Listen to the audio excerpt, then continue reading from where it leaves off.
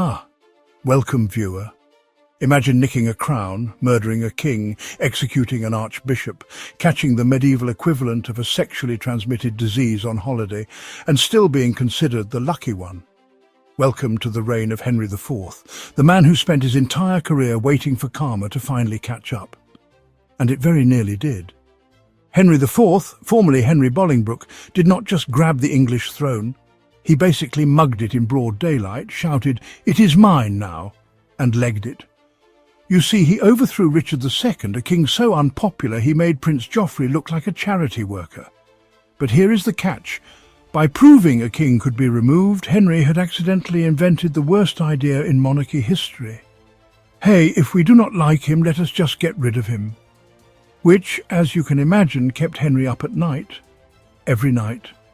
Desperate to look legit, Henry IV tried every public relations trick in the medieval book.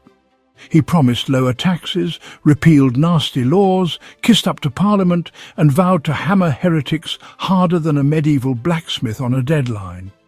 God, Parliament, the Church. He even tried smiling at people in the street. None of it worked. Henry even had to interrogate friars personally. Yes, the King of England, cornering monks like a bad cop in a 1980s television show. Is Richard alive? Maybe.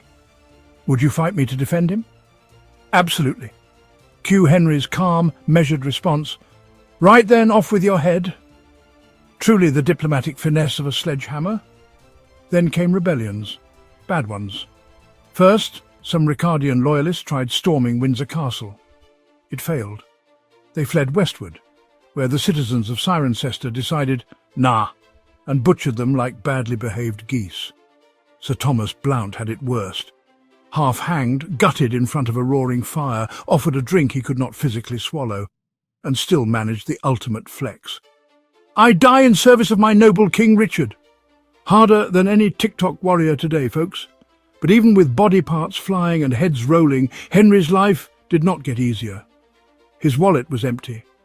He had to beg Parliament for money every time offering them a fresh bribe.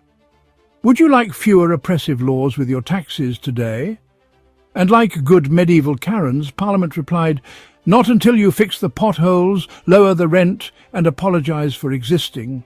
Then the Percys, think of them as the Percy pigs of rebellion, got fed up too. Hotspur Percy, feeling short-changed, gathered an army, shouted that Richard was alive again, because why not, and got ready for a big bloody tantrum. Henry showed up fast, no messing about, leading to the Battle of Shrewsbury. Hotspur's archers turned the king's army into medieval Swiss cheese, but Henry pulled out his inner rugby dad, rallied the troops, and in the chaos, Hotspur was killed. Ironically, Henry V, teenage Henry, took an arrow through the skull and just walked it off. Tough bunch, were they not? 2 years later, the Archbishop of York, Richard Scrope, thought he would try rebellion. Now, killing a king, you could spin that. But killing an archbishop? Oof! Henry did it anyway, and immediately got hit with divine retribution.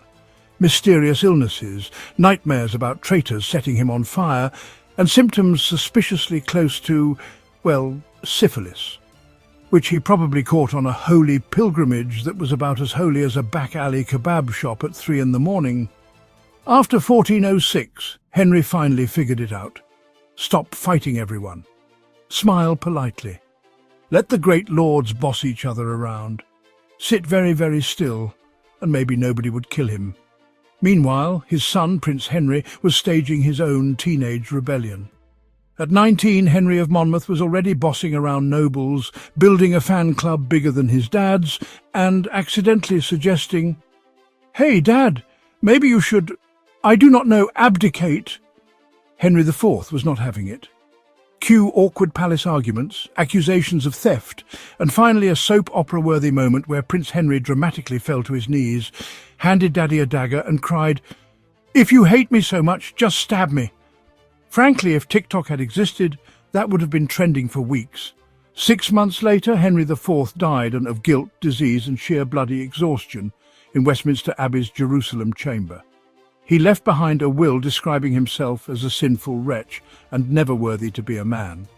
Which, Was fair, to be honest. But here is the kicker. He won. He founded a royal dynasty, the House of Lancaster, and 3 generations of monarchs came from the man who thought he would not last the week.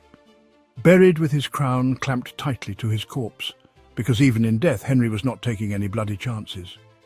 So, what did we learn today? Well, if you steal a crown, everyone suddenly thinks they can too. If you murder a king and an archbishop, do not act surprised when God sends you weird medieval syphilis. Promising no taxes is like promising a diet on New Year's Eve.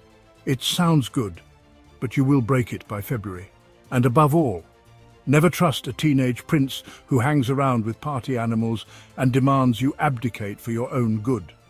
Because that little bastard is about to become Henry V. Follow for more history drenched in sarcasm and dread.